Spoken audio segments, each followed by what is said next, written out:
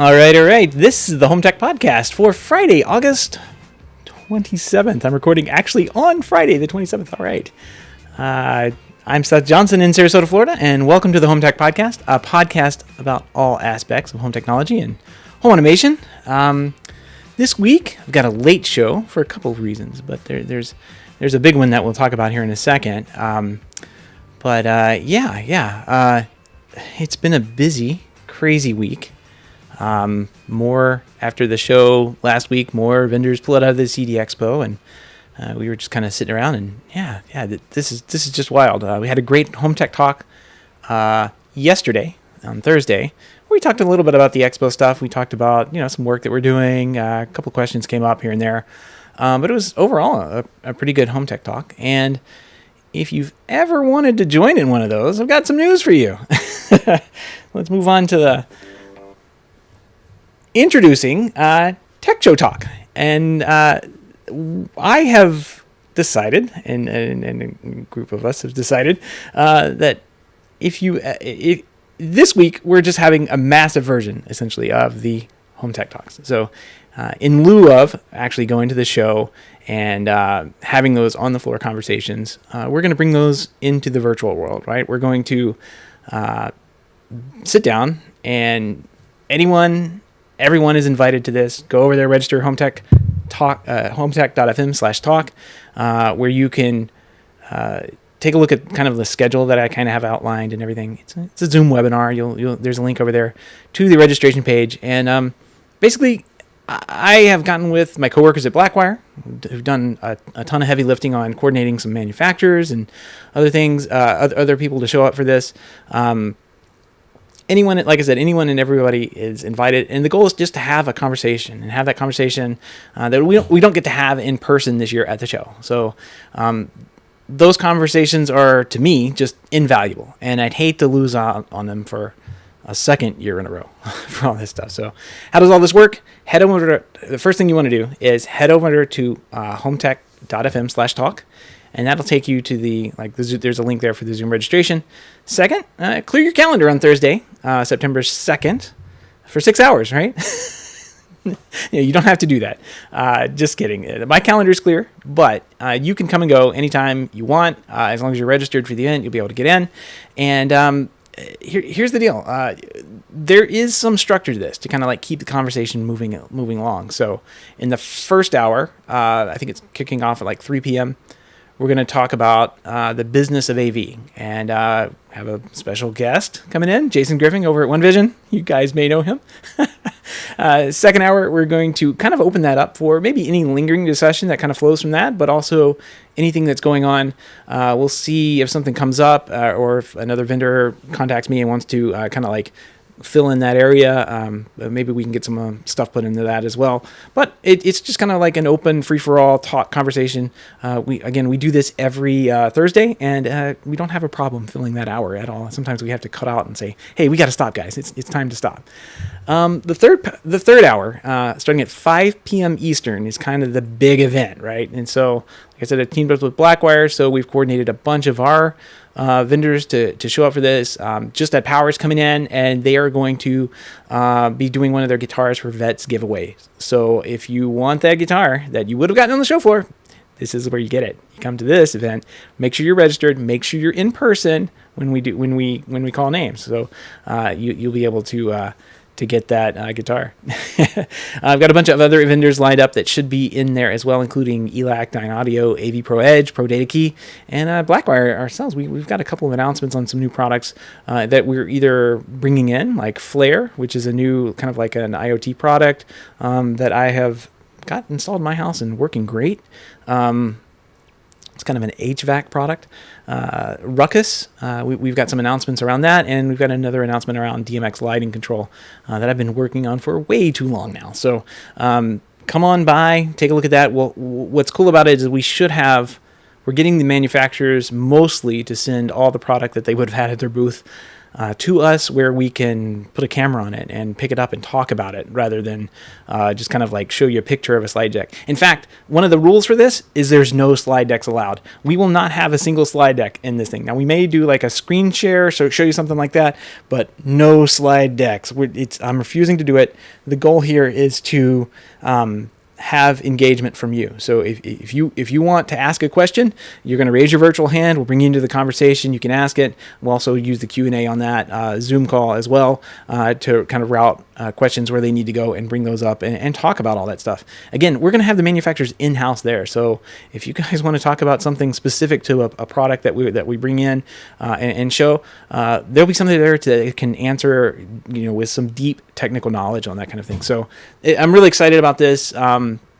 This type of virtual event and being able to do this. And I really think this is this should set an example. This should show people what we can do with virtual events, because, these in-person events, they exclude 99% of the people that should be attending, right? If you're overseas or you just can't get away from work, there's no way that you're going to make it to an in-person event. They're great and all. I get it. But I really think that with the tools we have, we can give it a go at making a really good,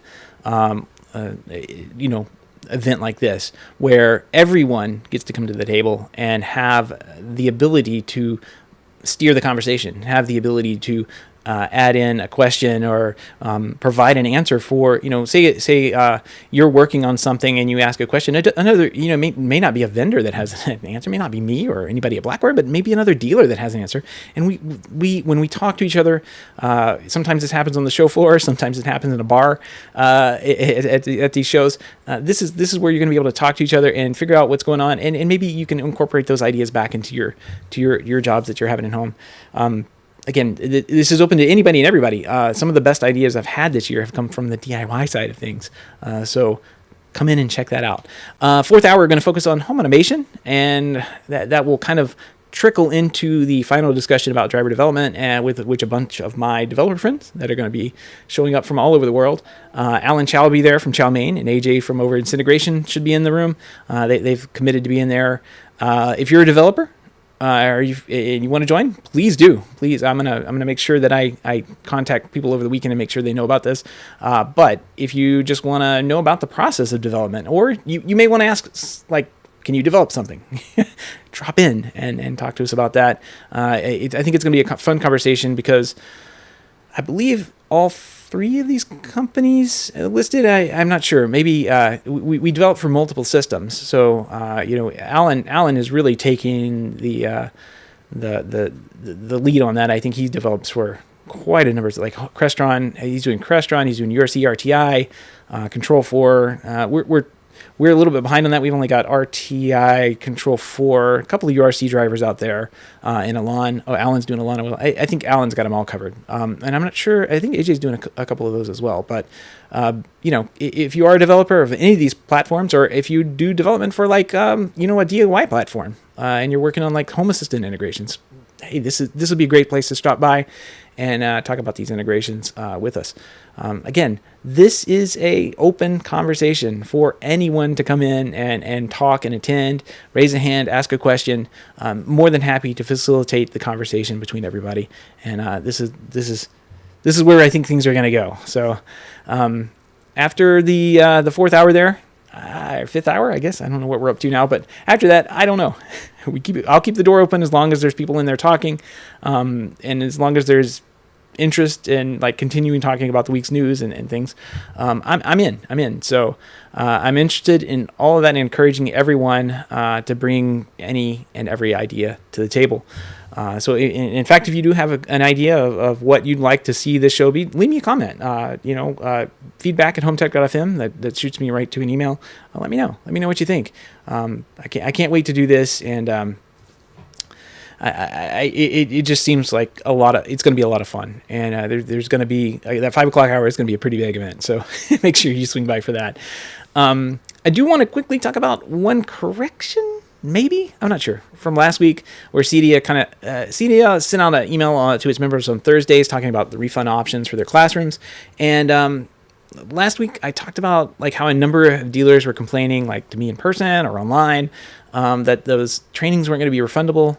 And according to the email, it looks like they might be. Like whatever process CEDIA needed to work out with Emerald to get that all, all that seems to be resolved. So if you remember, check that out. I'm not sure of the exact details, but check that out and see if if you need a refund and you have the ability to get one, that may be of interest to you. Hopefully everyone, gets that squared away. I think it was just kind of like a administrative thing that they had to get by. I did see that they were going to extend some of those on-demand trainings too, like further in the year. So there's a on-demand, like $150, like on-demand only pass that you can get. I think that's a pretty good deal. So this is all in all a good thing, that has come out of all this. Like there's some movement there to seeing CEDIA put the training on and making it more available to more people. Because like I said, if you can't get there in person to see some of this stuff, it really does help if it's available at a later date, or like they're calling it on demand. It's recorded, but it's great that to see them do that. There's not many links to put in our show notes tonight over at HomeTech.fm/363. But if you do want to go there, I will have a link to the HomeTech talk. Again, it's HomeTech.fm/talk. You can check that out. Moving on, I do have a pick of the week this week. This is probably the funniest thing I have seen in a long time. I almost spit my drink out when I saw this. But it's labeled DIY Screensaver. This is from someone over on Twitter. I didn't write their name down, darn, but I will have the link in the show notes. And they were using like green painted. They painted some cardboard green, and then they cut it out with an X-Acto knife, put it on top of a Roomba robot, and put it on a frame on their floor with a camera sitting on top. It faces down and looks at that Roomba robot kind of bouncing around. And on their TV screen, they have the beloved DVD logo bouncing off the edges of the TV screen that are exactly lined up with the camera angle. And they actually have it changing every time it bounces off the wall. So there's some computer logic in there. I love this. This is amazing. So if you were like me and grew up, in the 90s, 2000s, I think we everybody had one of these DVD players that had this random floating DVD screen thing that would just bounce around. And I remember working at Circuit City and staring at that thing on the boring days, just watching it bounce around and wondering if it was ever going to bounce like right in the corner, and if it would bounce from one corner to the other. It never did. It was interesting screensaver. Yeah, so check that out. We'll have the links over at HomeTech.fm/363. If you have any feedback, comments, questions, pick of the week, or great ideas for the show, give me a shout. Email address is feedback@HomeTech.fm. You can visit HomeTech.fm/feedback and fill out that online form. It's right there. And I do want to in the show, like I do every week, giving a big thank you to everyone who supports the show, but especially those who are able to financially support the show through our Patreon page. If you don't know about that, head on over to HomeTech.fm/support, where you can find out how you can support HomeTech for as little as $1 a month. And any pledge over $5 a month gets you a big shout out on the show, but every pledge gets you a private invite to our Slack chat, the Hub, where you can join in with any conversation that we're having in there, and you can also join in to the HomeTech talks that we have every week. Like I said, this week is going to be a massive version of that for an extended period of time, all the way and from the evening hours into the night, and I'm so excited about that, and can't wait to get started. So, but we do this every week. So if you want to be part of that, it's pretty easy to do. Just go check out HomeTech.fm/support, get you in their Slack, and it also gets you access to some of the patron page where you have access to the link to join that HomeTech talk. If you want to help out the show but can't support financially, totally understand. Just appreciate a 5-star review in iTunes or a positive rating in the podcast app of your choice. And with that, that wraps up this week. I know there were a couple of pieces of news that came up. I've just been way too busy kind of organizing and putting this thing together. It's like herding cats, right? So give me a break. I'm going to put some stuff together for next week. It'll be a lot of fun. I know there was a new Nest Cam out that was a battery cam. We talked a little bit about that in our HomeTech talk. It can either be battery powered or it can be hooked up to power. And I think it had like local storage or cloud storage on it as well. I'm not sure. I saw the story. I've got it captured. May talk about it again one day. But it's an S-Cam. And, any improvement in those things, it seems to be incremental right now. There doesn't seem to be any like huge wow factor that anybody has brought to the table yet with their doorbell cameras, right? I think everybody, I saw a thread on Reddit the other day that everybody was looking at, like, what's the best doorbell camera? Is it the Unify G4? Is it the Ring? Is it, the Hua? Or I think Hikvision has one. I think literally every camera manufacturer out there has one at this point, but they all have like trade-offs and they all have like pain points and that kind of thing. So it was a fun conversation. There were a couple of things. There were a couple of them that looked great spec wise, but I don't think I could get them past the design committee and on my front door. It's not going to happen unless I already had a doorbell of that form factor. Not going to happen. But anyway, I will. I'll see if I can dig that up, that conversation, that the recommendations that people had for those doorbells, and try and put them in the show notes tonight. I don't know. I'm trying to get this out fast because, again, what I really want to do is get the news out and the word out about HomeTech.fm/talk, where we're doing the tech show talk this year. And go register for that. It's going to be huge on Thursday, starting around 3 p.m. lasting in as long as we can, as long as Zoom lets me do it. And come in, join the conversation, have it on in the background, as you work. It's there. It's a tool that we can use to have these great conversations and bring up great ideas. And I'm excited to be able to attempt to offer that this year. So HomeTech.fm/talk, and hopefully I will see all of you Thursday next week. Have a good weekend. Thanks for coming in, Rashid. Appreciate it. We'll see everybody over in the hub.